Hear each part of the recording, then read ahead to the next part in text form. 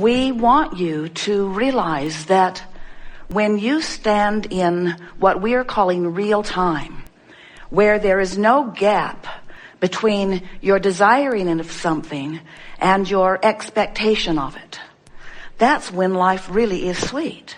When you want something and you doubt it, when you can't figure out how it's going to come or where it's going to come from or when it's going to come or if it's going to come, then your desire feels bad to you. It feels like yearning. It feels like that achy wanting of something that you don't believe. It feels like doubt. But when you understand that you are creator, and you understand that you live in a vibrational universe, and you understand that you are an emitter of vibrational frequencies that are being answered by law of attraction, and most important of all, you have control of your vibrational emitting because you've paid attention to it. You're aware of your guidance system, so you understand what your point of attraction is all day, every day. Then, and only then, is the creative process sweet. Otherwise, it's sort of a crapshoot. It's like Russian roulette. It's like creating by default. You want but hope. Want but hope. You want to be lucky, or you want to have yourself standing in the right place. You want to maybe have pulled the right strings or know the right people. But when you get it, that you are a vibrational being first and foremost and always, and that you can tell by the way you feel what the vibrational signal is that you are emanating, and you can learn to mold that signal so that you are projecting one in just the way you mean it to be, then you are a deliberate creator, and then creating is fun. And then when we say, are you enjoying your desire? Do you like that feeling of desire? And you say yes, you will mean it. Unlike some of what you just said. We know that you want to be the deliberate creator of your experience, because creating by default is not satisfying. And we want you to feel the power of understanding these vibrational relationships between you, and let your every moment intention be to be in alignment with who you really are. We'll talk about how to get into the vortex. We'll talk about how to stay in once you get there. We'll talk more about what the vortex is. But most of all, we want you to come to an awareness that you are a vibrational being, period. You are vibrational, period. And if you will accept your vibrational nature, then what will begin to happen to you is you will feel the sweetness of looking forward into your vortex. In other words, it's like imagining the deliciousness of a relationship or of a physical condition or of a business that you're building or a book that you're writing. It's about imagining because you're imaging, because you can't see it. It's not manifested yet. So you have to use imagery. You have to use imagery to tune to it. And when you manage the imagery, you feel the alignment. In other words, when you click into that, Jerry and Esther will be driving, and they will spend endless hours just musing sweet things. And as long as they're musing future experiences, it's so easy to stay fresh and pure and good feeling about it. But almost in the moment that they try to make the musing a now reality, or compare what they've been musing, no matter what the subject, whether it's a relationship with friends or a relationship with employees or relationships with vendors or relationships with publishers or relationships with public or relationship, it doesn't matter.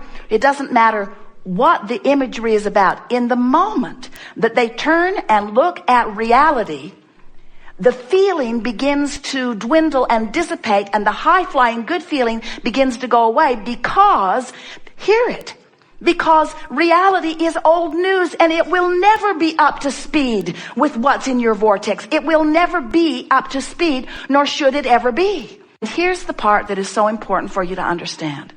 The longer you live life, and the more you ask, and the more you expand, the more you ask and the more source answers and the more you therefore have expanded, the worse you feel when you don't go.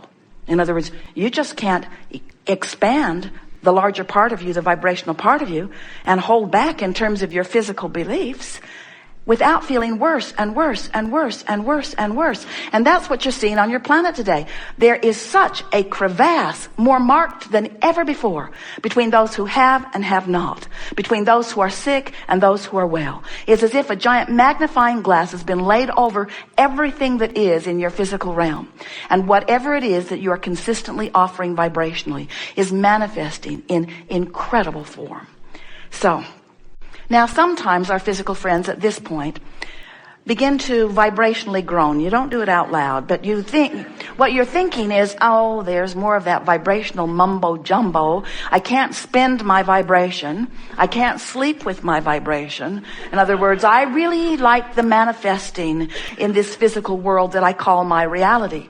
But we want to lovingly remind you that everything that you know that is manifested in terms of this beautiful planet and it's spinning in its orbit in perfect proximity to other planets, everything about the biology of your bodies and of your food, everything about the water system of your planet, everything about gravity and those physics laws that you are experiencing with such grace here in this physical environment, all of that was a vibrational reality before it became a physical reality. And if it had not been thought into place vibrationally, it could not have come into the physical manifestation.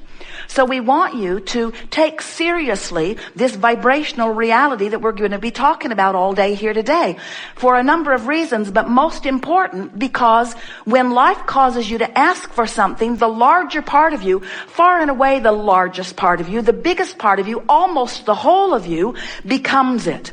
And when you, the very smaller part in your physical human form, don't become it too, you feel the distress of not having become what your life has caused you to expand or evolve to. In other words, when life causes you to be more prosperous and you keep beating the drum of I don't have enough money, you set up discord that is painful. And we don't just mean painful because you don't let the money come. We mean painful because you don't keep up with you.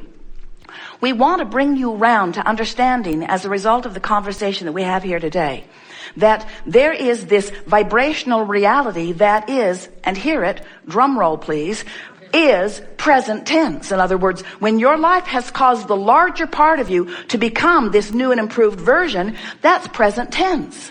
Present tense.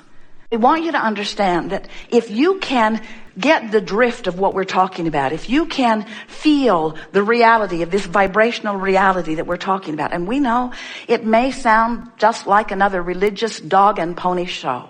In other words, we can hear you talking to your friends afterward. Where did you go? I went to this meeting. What was it about? Well, I can't really tell you. It's sort of hard to explain. Well, tell me a little bit. Well, there's this man who calls his wife Abraham.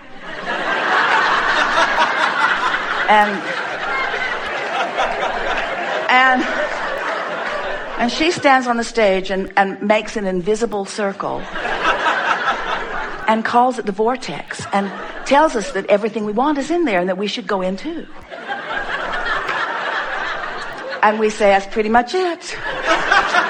That's pretty much it. Because if you can accept the reality of this vortex, if you can accept the vibrational beingness of you, and we want you to test it with your own ability to test. We want you to pay attention to the way you feel. We want you to show yourself the reality of this vibrational reality. We want you to tune yourself to it deliberately and consciously, and then we want you to watch the vivid manifestation, the matching point by point of everything that you've been asking for once you align with that vibrational vortex.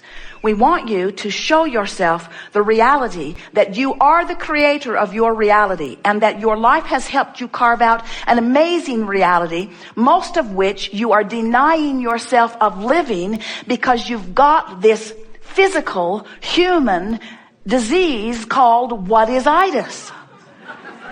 You so want to explore what is. You so want to talk about what is. You want to compare your what is with others' what is. And we want you to understand that what is isn't what is, it's what was. It's what was. It was the bouncing off place for what is. But you got to feel for what is, and that's the part that annoys you, we know, because this physical reality is more compelling. You can see it, You can see it, you can hear it, you can smell it, you can taste it, you can touch it. Where this vibrational reality that we're crowing about all the time, you have to feel your way in. You have to feel your way in. It's where joy is. It's where love is. It's where confidence is. It's where clarity is. It's where stability is. It's where those good feelings are. It's where frisky is. But it is our promise to you, if you will feel your way in on a really regular basis until you're able to know whether you are in the vicinity or in this vortex, in alignment where you are offering one signal. In other words, the source energy, you, is offering a vibration and you are offering a vibration. And when those vibrations converge and you are offering one signal, you are powerful. You are influential. You are the creator, the deliberate creator of your physical experience. And that's what you intended when you came forth. Not one of you said, I'll go forth, explore the contrast, and once I really know what I want, I'll deliberately hold myself vibrationally apart from it. Not one of you said that. And I will complain and write books about it. I will complain and write books about it. Maybe I can get my own cable news show. I don't know.